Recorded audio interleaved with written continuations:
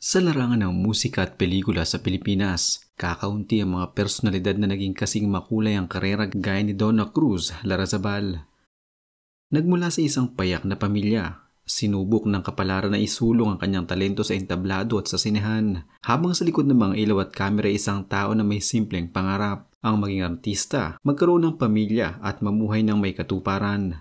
Ang kwento ni Donna Cruz ay hindi lamang kronika ng tagumpay at kasikatan, kundi isa ring paglalakbay ng paghahanap ng balanse sa pagitan ng personal na buhay at pampublikong imahe ng pagiging ina, asawa at artista.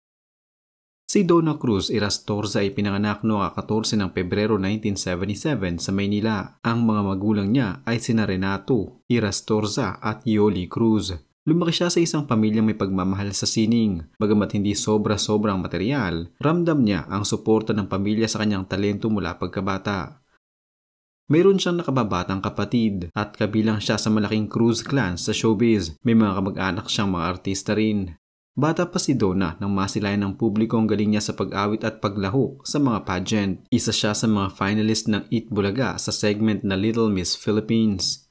Noong 1988, nanalo siya sa Bulilit Bagong Kampiyon na nagsilbing susi para siya'y mapansin at mapasama sa recording label. Matapos manalo sa Bulilit Bagong Kampiyon, nakipagkontrata si Donna sa Viva Records noong 1989. Noong 1991, inilabas ang kanyang debut album na pinamagtang Donna. Kasama sa mga kanta nito ang klasikong Kapag Tumibok ang Puso at isang cover ng Rain. Yun ang nagpasimula ng kanyang matinding pagsikat. Ang Donna ay naging pinakamabentang debut album ng isang batang artista sa Pilipinas. Nakamit nito ang maraming platinum na certification. Kasunod nito ay ang iba't ibang album gaya ng Kurot sa Puso 1992, Langit na naman noong 1994, Habang May Buhay noong 1995, Pure Donna noong 1997 at Hulog ng Langit noong 1999. Sa mga panahong ito, hindi lamang sa musika nakilala si Donna. Naging aktibo rin siya sa telebisyon at pelikula. Sumali siya sa variety show na That's Entertainment, lumabas sa soap operas gaya ng Villa Quintana at gumanap sa maraming pelikula na patok sa masa. Isa sa mga tandang panahon sa karera ni Donna ay ang mga pelikulang Do Re Mi na nilabas noong 1996. Sa pelikula, kasama niya sina Regine Velasquez at Mikey Cojuangco, tatlong babae na may kani-kanilang estilo, lakas at personalidad. Ang Do Re Mi ay musical comedy na hindi lamang nagpamalas ng kanilang talento sa pag-arte kundi pati ng boses at pagganap sa musika. Ang pelikula ay naging mahalaga sa kanyang karir dahil ipinakita nito na kaya niyang makipagsabayan sa iba pang mga bigating artista at na may kakayahan siyang maging bahagi ng ensemble na tatatak sa kolektibong alaala ng mga manonood.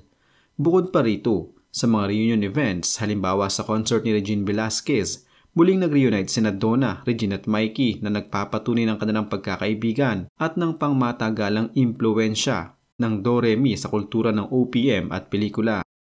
Noong 2017, naganap ang isa sa mga unang opisyal na Do Re Mi reunion sa variety show ni Regine Velasquez na Full House Tonight. Sa episode na iyon, kitang-kita ang tuwa at kasabikan hindi lamang ng mga artista kundi pati ng mga manonood.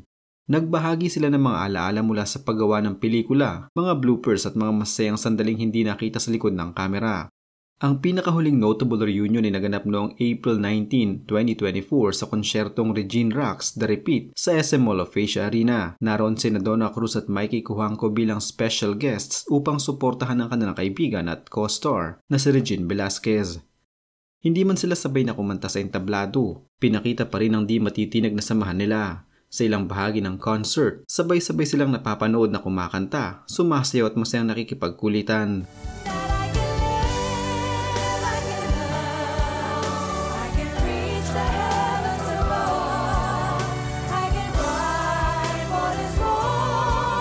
Sa bawat reunion ni Donna, Regine at Mikey, muling bumabalik sa isipan ng mga manonood ang masayang alaala ng kabataan at simpleng buhay. Ang kanilang pagsasama ay hindi lamang isang gimmick, ito ay tunay na pagkakaibigan na tumagal sa panahon.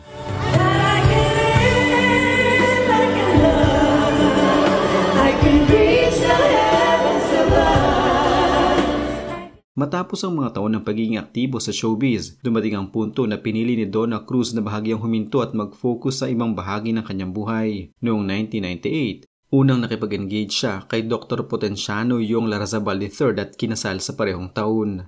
May epekto ito sa kanyang desisyon na mag-relocate sa Cebu at limitahan ang kanyang mga proyekto. Isa pang dahilan ay ang kanyang pagiging ina. Ang gusto niyang lumaki ng normal ang kanyang mga anak, kasama ang kanilang pamilya, hindi mapuno ng schedule ng showbiz. May bahagi rin ng kontrata at mga obligasyon sa recording na kailangang tapusin gaya ng album Hulog ng Langit noong 1999. Pagkatapos nito, hindi na siya gaanong gumawa ng bagong studio album hanggang sa kanyang comeback. Noong mga huling bahagi ng dekada 90, lalo na pagkatapos niya mag-asawa, nagbago ang prioridad ni Donna, ang pagiging asawa ni Dr. Yong Larzabal at ina sa kanilang 3 anak na sina Isabella, Adriana, Sian at Gio na nagbigay sa kanya ng bagong layunin. Ayon sa mga panayam, mahalaga sa kanyang pagiging hands-on na ina, hindi lamang sa mga material na pangangailangan kundi sa paghubog ng ugali, edukasyon at pagkatao ng mga anak. Matapos ang halos 2 dekadang hindi gaano aktibo sa pagre-record ng bagong albums, nagbalik si Donna Cruz noong 2016 sa ilalim ng Star Music. Inilabas niya ang album na Now and Forever kung saan may mga orihinal na kanta, pati na ang revival ng kanta na mahalaga sa kanya at sa kanyang mga tagahanga.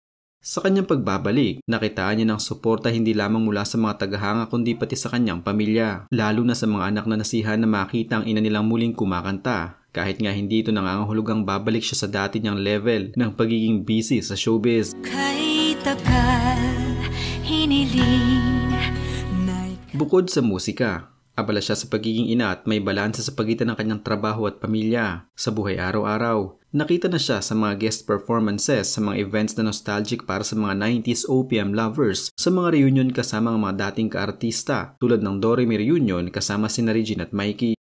May mga bahagi rin ng buhay niya kung saan inilaan niya ang oras sa edukasyon. Nagtapos siya ng Bachelor of Science sa Computer Science sa Cebu Doctors University. May mga interes siya na hindi showbiz, tulad ng pagbuo ng website para sa kanyang asawa, simpleng mga proyekto sa pamilya at mga hilig sa wellness at pagpapanatili ng kalusugan.